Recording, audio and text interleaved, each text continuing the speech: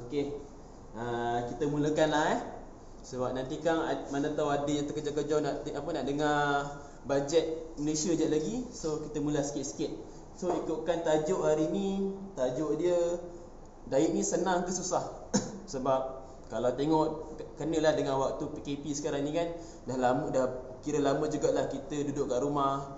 Kadang-kadang ada yang terpaksa kerja di rumah, itu sempat balik keluar, lepas tu kena kurung balik, lain-lain macam kat Sabah kan. So kita punya pergerakan dah kena macam apa? Dah terhad. So saya bawa tajuk ni sebagai macam satu trigger lah. Mana tahu ada orang baru nak start balik diet. Sekarang baru berapa hari bulan? 6 hari bulan 11. So baru 6 hari dalam bulan yang baru. So mana tahu boleh nak start balik kan.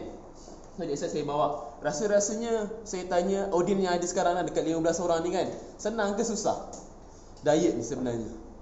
Ada ke yang tengah berdiet ni, cuba share sikit supaya saya tengok komen tu, saya tengok apa nama tu, experience yang korang dah lalui. Sebab kalau ikutkan saya punya experience sendiri, masa start PKP tu banyak juga naik berat. Daripada saya punya berat 80 lebih, dalam 85, lepas 3 bulan hari tu jadi 92. So lepas naik 92 tu kira berat saya paling tinggi lah. Saya pun macam rasa insaf. So dalam bulan 9 hari tu saya betul-betul push jaga makan, kontrol. Alhamdulillah dapat turun berat badan sampai sekarang, maintain. Jadi 86 atau 87, main kat situ lagi lah. So tengah nak push lagi ni. Cik Zan tu kerja share. Ada orang ajak Cik Azlan ni diet. Susah sangat mau diet. Apa yang susah tu? Apa yang menyebabkan susah? Sebab kalau tengok sebenarnya diet ni menjadi senang atau susah, dia depend pada diri kita. Macam saya sendiri yang nak turunkan berat badan daripada 92 nak maintain sampai 86 ke 87 ni, kalau kena dengan cara dia and benda tu tak terlalu strict, insya-Allah senang. Okey? Tak apa, kita tengok kenapa, apa antara punca-punca benda ni jadi susah. Macam mana nak senangkan benda tu. Yang pertamanya, kita tengok kita punya attitude lah. Maksudnya macam kita nak berubah daripada orang tu agak macam dulu gangster nak jadi baik ataupun alim. So kita tengok first attitude dia. So attitude dia ni maksud dia kita kena tengok macam mana kita punya disiplin untuk berdiet tu. Kalau kita tak readykan kita punya attitude untuk mula berdiet, sebab tu kita susah nak turunkan berat badan. So yang pertama kita tengok, kita perbetulkan attitude kita and kita set goal ataupun satu benda yang kita boleh pegang dengan mudah. Yang macam Cik Azlan cakap 2-3 hari lepas, setiap kali kita nak buat, kita kena set kita punya goal yang yang kita boleh achieve, bukan yang merepek. Macam hari tu dia cakap pasal aku nak jadi jutawan, tapi kita ni masih duit dalam poket, tengok dalam dompet pun ada RM10. Nak letak esok atau minggu depan jadi jutawan. So dia tak menjadi macam itu. So yang pertama, yang ni kita tengok kat sini, attitude tu kita kena perbetulkan dan kita kena set satu goal yang realistik. InsyaAllah kita boleh pergi ke arah tujuan kita lah. Contohnya goal yang realistik ni, kita target lah dalam masa 3 bulan ni aku nak turun berat badan dalam 10 kilo. So maksudnya dalam setiap bulan tu adalah average dalam 2 kilo ataupun 3 kilo. Itu antara contoh-contoh kita nak meletakkan satu goal yang realistik. Bukan yang contohlah macam biasa kalau kita tengok dekat orang-orang yang turunkan berat badan ni, satu bulan dia ataupun satu minggu je boleh 4-5 kilo hilang. Mungkin boleh buat, tapi benda tu kalau kita ikut cara dia orang, mungkin bagi kita macam ekstrim sangat. So benda tu kita tak boleh nak nak sustain. So that's why kita kena buat slow and steady and also ikut goal yang realistik. Okey. Yang seterusnya adalah kita punya exercise ataupun workout. Apa jenis exercise ataupun workout yang kita boleh buat hari-hari and kita tak membebankan diri kita. Sebab kalau kita tak buat exercise tu betul-betul, kita susah. Contohlah masa kita kan macam sekarang masa PKP ni, kalau kita fikir kita nak exercise je, nak kena pergi gym. So tiba-tiba kita sebab PKP kita tak boleh pergi gym, kita dah tak boleh teruskan nak pergi gym tu. So benda tu menjadi salah satu macam faktor macam alamak, aku tak boleh pergi gym, dah tak semangat nak pergi nak turunkan berat badan ni. Tu dah jadikan itu sebagai satu alasan. So that's why kita nak buat workout ni, kita jangan bergantung pada satu tempat ataupun satu jenis workout saja. So kita kena set, aku nak exercise ataupun aku nak turunkan berat badan ni, aku kena keluar peluh. Tak semestinya nak kena pergi satu tempat ataupun nak kena berjogging semata-mata baru boleh kira kita workout. So kita punya istilah workout ni kena fleksibel sikit. Kalau contoh tak boleh pergi gym, kita boleh buat kat rumah, kita boleh zumba. Sekarang macam-macam video zumba kita boleh buat. Kalau kat rumah sekarang ada smart TV, mungkin mak kaya kita punya smart TV berapa inci? 40 ke 50 mak kaya. Buka puas hati, boleh dengar bumbang-bumbang kat dalam rumah tu kan. Dah boleh macam buat studio. So kita boleh guna kita punya kita punya teknologi yang ada sekarang ni, kita gunakan sebaik mungkin. Kalau contoh kita macam kita jenis yang suka berjogging. So kalau tak boleh keluar, macam saya hari tu masa PKP, cara saya nak turunkan berat badan tu, boleh tanya isteri saya gunakan saya punya ruang dalam rumah tu, daripada depan ke belakang, saya lari dalam rumah je. Tak susah nak keluar. So kita tak jadikan benda tu sebagai alasan. So kita jadi lebih kreatif ataupun lebih fleksibel lah. Dan kita boleh insyaAllah sentiasa continuous buat exercise tu. Dan yang pentingnya sekurang-kurangnya kalau ikut kita punya KKM punya saranan, kita kena exercise sekurang-kurangnya paling minimum 30 minit satu hari lah. So setiap minggu 30 minit dalam berapa? 150 lebih kurang. Dia punya ni lah paling minimum exercise. Kalau kurang daripada tu, susahlah kita nak turunkan berat badan. Sebab bila kita exercise, yang pertamanya kita akan membantu badan kita untuk keluarkan kita punya peluh. So sebab peluh ni dia itu salah satu cara untuk badan kita buang kita punya toksik. So bila kita tak exercise ataupun tak buat kerja berat yang boleh menyebabkan badan kita keluar peluh, so toksik tu akan berkumpul. Bila berkumpul, tu yang senang sakit. Lagi-lagi sekarang ni musim Covid, kita tak tahu apa virus ke kuman apa ke, dan kita punya badan tu mesti banyak toksik. So lagi susah lah badan kita nak berfungsi dengan baik. Itu yang senang jatuh sakit. And seterusnya yang ketiga, and benda yang komponen paling penting sekali bila kita nak turunkan berat badan ni adalah diet. Okay, memang ada kajian yang menunjukkan, memang kajian yang memang dah lama orang pegang lah, dekat 70% untuk turunkan berat badan tu adalah daripada segi pemakanan. Macam Encik Hafiz kita cakap, kena betulkan pemakanan tu. So kalau pemakanan ni tak cantik, susahlah kita nak dapat berat badan yang optimum.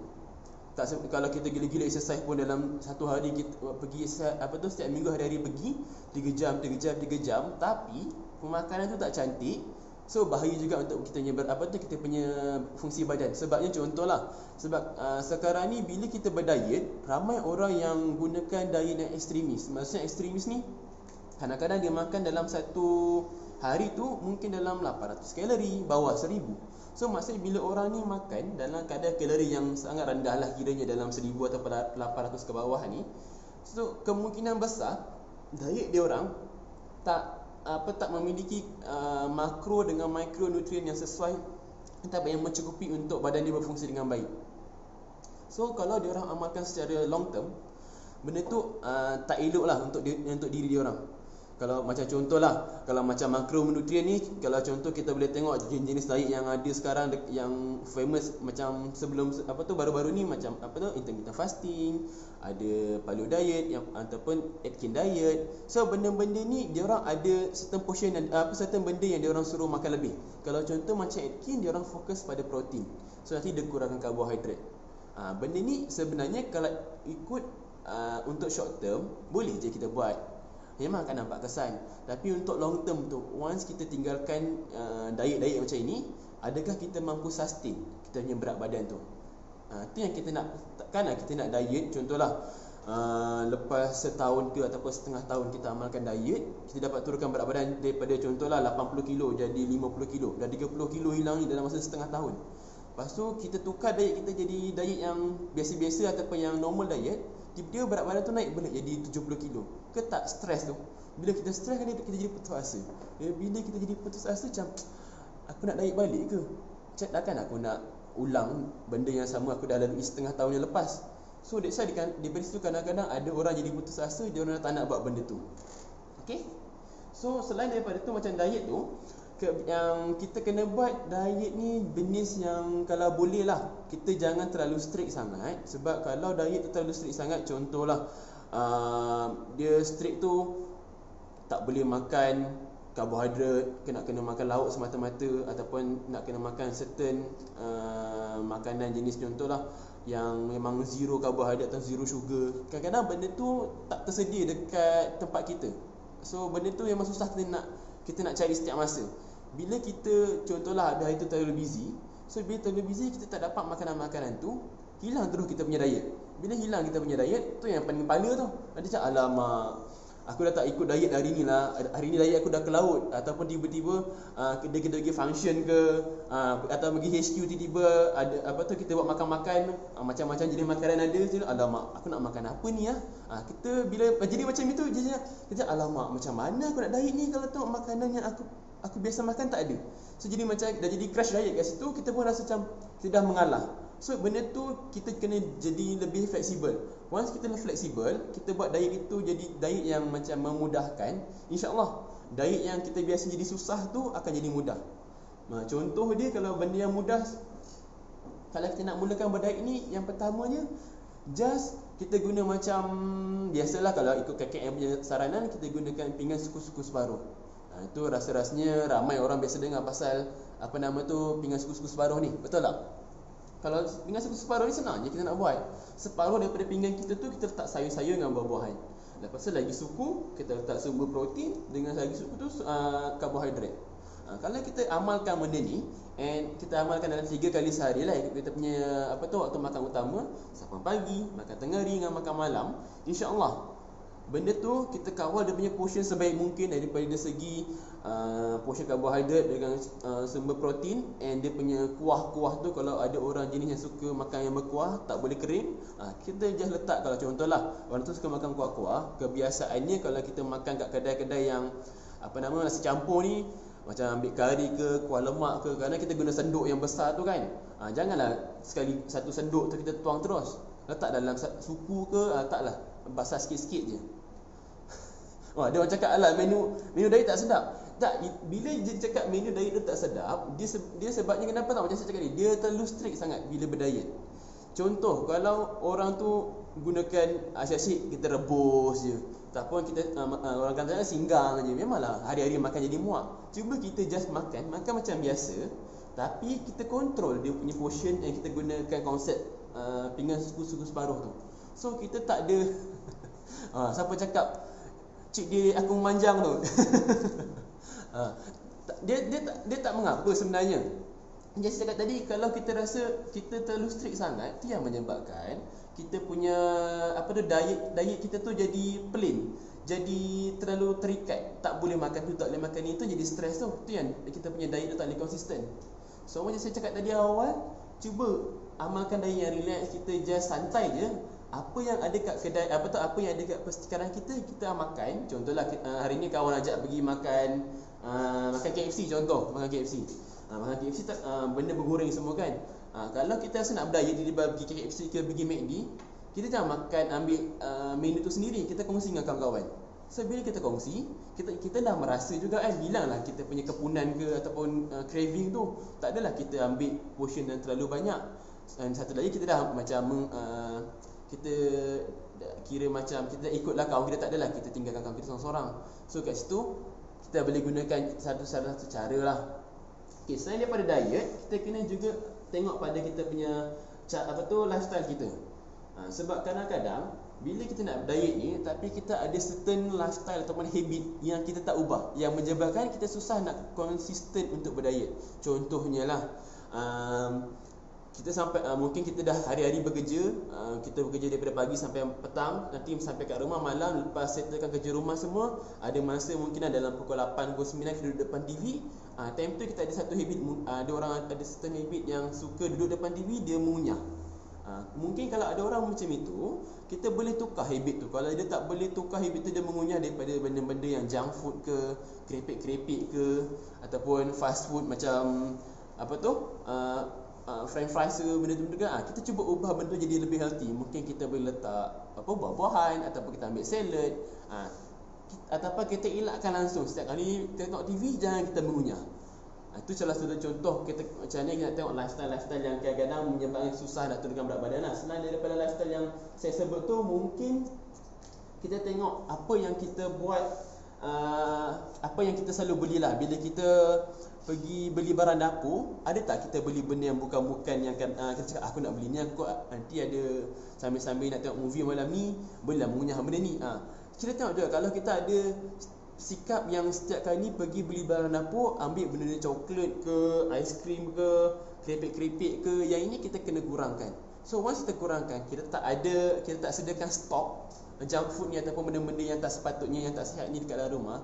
So kita dah tak boleh, bila dah tak ada sos, so tak adalah kita nak amalkan benda tu hari-hari, ataupun kita tak boleh ambil, kita tak boleh amalkan. Okay. Selain daripada lifestyle, kita kena tengok environment kita lah. Yang ni pun salah satu benda penting lah. Macam sekarang ramai yang ngajak ni, jom kita berdiet, jom kita diet kan. Environment je ni yang kita nak. Sebab kalau contoh environment, kalau kita kat dalam rumah, kita boleh ajak suami kita, isteri kita, anak-anak kita berdiet. Especially kalau contohlah isteri yang kat rumah sebagai macam suri rumah. So dia lagi bagus lah. Sebab kalau suri rumah, dia selalu memasak kat rumah, dia kontrol apa benda kat dapur tu. So benda tu sangat-sangat baik. Sebab bila kita boleh tarik suami kita lah, especially sebab kadang-kadang suami ni dia suka mengetih, especially dia dah bosan-bosan, abang keluar kejap lah nak minum kopi dengan kawan kat depan. Bila mengetih, dia sambil mengetih tu bukanlah kadang-kadang habis satu cawan, mungkin 2-3 cawan kalau 2-3 jam melepak kan. Sebab teh ke kopi ke kat kedai tu kadang guna susu pekat tu tak elok. So sebagai isteri lah contoh, kita try aja husband kita, bang jomlah kita berdiet. Abang tak rasa ke badan abang ni dah tak macho macam dulu-dulu kita kahwin? Cuba tengok gambar kahwin. Mana tahu daripada situ dia boleh trigger balik. Iyalah. Kita cuba ajak. Kita sediakan satu suasana yang menarik untuk kita tak berdiet seorang-seorang. Sebab bila kita ada kawan, kita ada geng, bila kita tengah down ke apa, ada orang boleh support. Kita hasilkan satu support system yang macam kita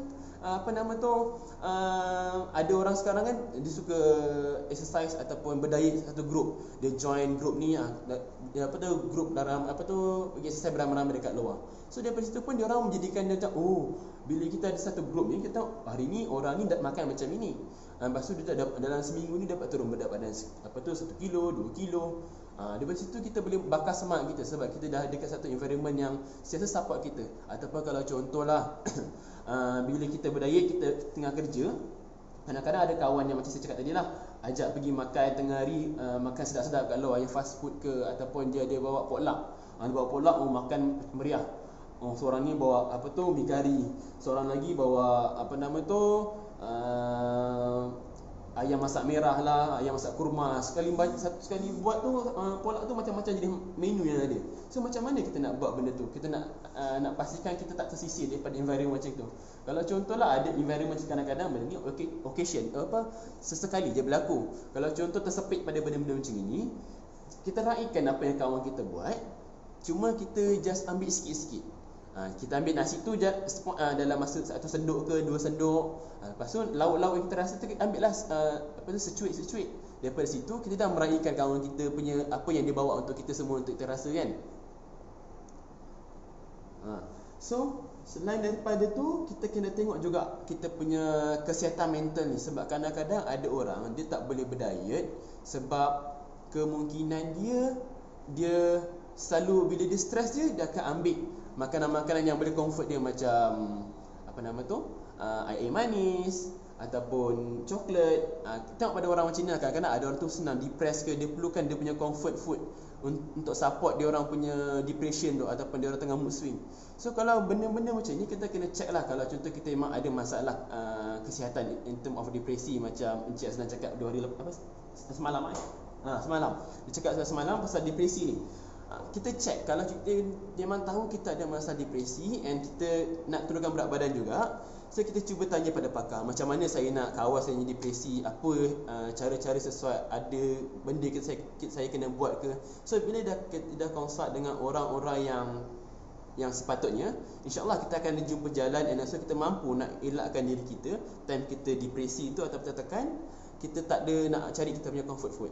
Daripada situ insyaAllah boleh. Okay. And last kali, kita punya flexibility pada benda yang kita buat. Maksudnya flexibility ni daripada segi kita punya diet, daripada segi kita punya exercise, and also kita punya disiplin tu. Sebab kalau contohlah ada hari macam saya dah sentuh dah sebenarnya ni tadi. Macam contohlah kita ada hari yang tiba-tiba busy semacam tak sempat nak prepare kita punya menu makanan-makanan sihat tu, kita tak sempat nak prepare, nak bawa ke tiba-tiba ada orang datang rumah ke, so terpaksa masak makanan yang sedap. Takkan nak masak makanan diet kita kan plain lah, bosan lah kan. So kita kena fleksibel. Mungkin masa hari tu yang terpaksa buat makanan sedap-sedap tu, kita masak sedap-sedap tapi kita ambil portion size yang cantik. Apa tu? Macam-macam ni kat sini. Tak sempat saya nak baca. Okey. Pasal flexibility tadi, kita kena tengok macam contoh kalau exercise sekalipun, kalau kita busy exercise, busy kerja, tiba-tiba dah terlepas waktu exercise kita biasa. Contohlah kita tetapkan dalam pukul 7 petang atau pukul 6 petang waktu exercise saya. Tiba-tiba hari ni balik rumah dalam pukul 9 dah. Macam mana aku nak exercise ni, tak ada exercise? Kita boleh je sebenarnya dalam contoh dah lewat ni, dalam 15 minit ke 10 minit kita pergi skipping ke, kita buat body weight exercise ke kat rumah, dah settle lah. So kita kena exercise yang cantik. Kita kena fleksibelkan diri kita untuk buat benda tu. So benda-benda ni yang akan menjadi macam satu, kita panggil punca ataupun faktor utama kenapa kita tak boleh nak kita punya diet tu jadi susah. Sepatutnya senang diet tu, tapi kita susahkan sebab diri kita sendiri. Macam mana kita nak bawa pada diet tu.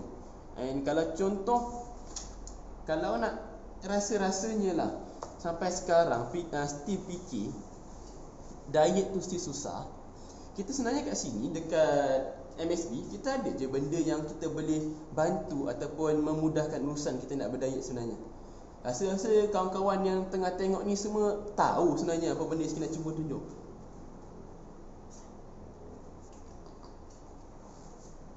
Okey, barang dia ni weekend. Ini benda yang rasa-rasanya semua kawan-kawan kita yang senang tengok ni semua dah biasa tengok lah benda ni. Benda yang kita selalu ulang-ulang, yang memang insya-Allah kalau kita pakai ini sebagai pembantu, bukan dia macam ubat kita makan dia terus turun, tapi ini sebagai pembantu. Fungsi utama weekend ni dia nak stimulate ataupun melancarkan peredaran darah kita dan juga membantu untuk improve kita metabolism. Sebabnya kenapa dia boleh buat dua benda ni? Ini sebab saya fokus pada dua kebaikan ni adalah kerana sebab kita fokus pada diet. Kenapa dua benda ni penting? Bila kita punya salur darah cantik, apa yang kita makan tu mudah nak masuk. Bila mudah nak masuk, benda tu tak adalah kita bazir. Bila kita tukar jadi tenaga, kita boleh guna, tak adalah dia sempat tukar jadi lemak. So tak sempat tukar jadi lemak, tak block kat kita punya salur darah semua. So senanglah kita nak turunkan berat badan bila kita boleh kita gunakan kita punya energi ataupun sumber tenaga daripada makanan tu secara efisien. Macam kita punya kereta lah. Kalau kereta kita tak servis, kita enjin tak cantik kan, nanti kan rosak dalam kan. Lebih kurang macam itulah. So, tak boleh nak pecut. Macam mana dia berfungsi? Okey, benda ni dia ada 3 benda utama yang bagusnya. Bahan-bahan yang kita buat daripada nanoteknologi ni, macam mana dia buat? Dia buat daripada inframerah jauh, ion negatif dengan cas macam mana posisi? Nama? Potensi bioelektrik. Yang ni tiga-tiga ni ada kaitan untuk stimulate, membantu kita punya salur darah supaya jadi lebih cantik, and also dia akan yang ada sinar inframerah jauh ni, dia akan bantu untuk improve kita metabolism. Kenapa dia boleh bantu untuk improve kita metabolism? Sebab energi, kalau kita berbalik pada sisi berfizik, kita punya tenaga ni dia tak boleh dipecahkan ataupun tidak boleh dimusnahkan dan tidak boleh dibuat. So memang bila dah ada tenaga, benda tu hanya boleh kalau contohlah tenaga tu wujud dalam satu tempat, kita boleh transfer ikut kita punya medium lah. Kalau dalam ni kita ada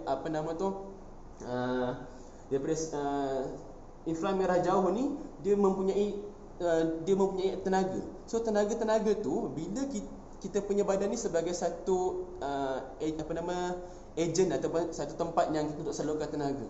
So bila inframerah jauh ni dia transmit dalam kita punya badan, tu yang menyebabkan badan kita boleh improve kita punya metabolism. Dia increase kita punya suhu badan. Bila suhu badan kita increase, tu yang menyebabkan kita punya metabolism tu naik juga. Sebab kadang-kadang ada orang ada masalah. Contohlah bila kita meningkat usia, kita punya kadar metabolism ni jatuh. Ataupun ada orang yang dah lama berdiet, mungkin dia punya diet tu terlalu strict, tu yang menyebabkan dia punya kadar metabolism tu jatuh dan susah nak turunkan berat badan. So dengan ni insya-Allah dia akan membantu kita semua untuk improvekan kita metabolism selain daripada kita exercise, dengan selain daripada kita meningkatkan kita punya kadar muscle badan. So ni adalah salah satu cara untuk improvekan kita metabolism lah. Selain daripada tu, kita boleh guna weekend ni untuk improve metabolism dan membantu untuk kita turunkan berat badan secara tidak langsung lah. So kalau nak dapatkan benda ni senang je, tanya kat kawan-kawan kita yang share kita punya video ni. InsyaAllah benda ni boleh membantu. And kalau ada siapa-siapa nak bertanya lebih lanjut macam mana saya nak jaga pemakanan ni, mail datang HQ ataupun DM saya secara personal lah. Saya akan membantu secara personal. Itu lebih better lah. Okay, bye.